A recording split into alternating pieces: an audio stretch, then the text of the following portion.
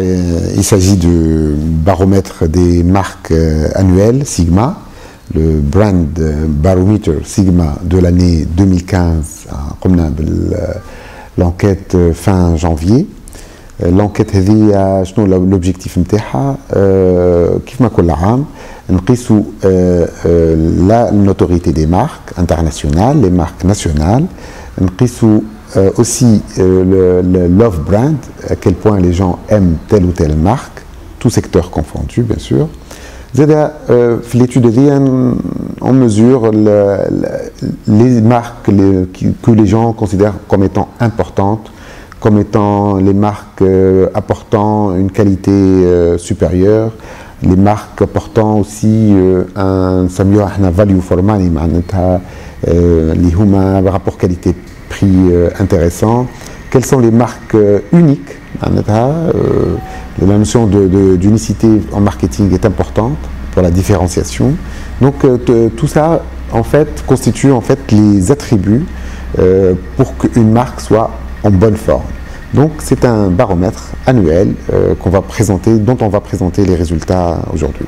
Alors ce qui est intéressant aussi dans cette étude, c'est que quand on croise avec l'âge, le sexe, les catégories socio-professionnelles, on trouve des choses assez intéressantes parce qu'on voit bien le Tunisien, comment il est attiré par quel type de marque en fonction de son profil en fait.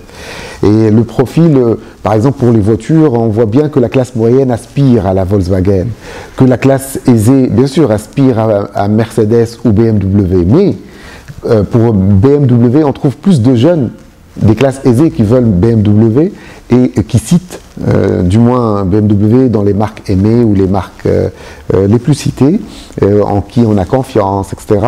Et puis Mercedes, on la trouve chez les classes aisées, mais sur la catégorie d'âge la plus élevée, plus que 50 ans par exemple. Il y a des changements en fonction de l'âge par rapport aux marques de vêtements. On trouve que, par exemple, Adidas, typiquement, est une marque qui attire les jeunes. Nike, c'est un peu plus étalé. Alors que ce fut un temps, il y a 20 ans, Nike était la marque des jeunes. Donc il y a évolution en fait en fonction des profils. Les ménagères, bien entendu, citent souvent des marques de leur quotidien. La quotidienneté, elle est forte. Les gens disent qu'est-ce que c'est Sicam ou Lella ou des marques comme ça, ou même des Christian Lay, des marques de cosmétiques que les Tunisiens croient ne pas connaître, mais en fait ils connaissent beaucoup à travers les réseaux sociaux, surtout les femmes les connaissent beaucoup, et ça, le phénomène genre pèse beaucoup dans la citation ou comment citer les marques, qu'elles soient les marques aimées ou les marques appréciées ou les marques utilisées.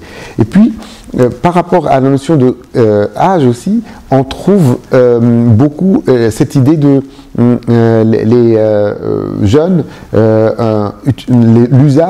l'usage quotidien pèse plus que sur l'aspirationnel. On trouve que sur les 30-50 ans, par exemple, les gens rêvent de marques d'avoir, en fait, rêvent de posséder.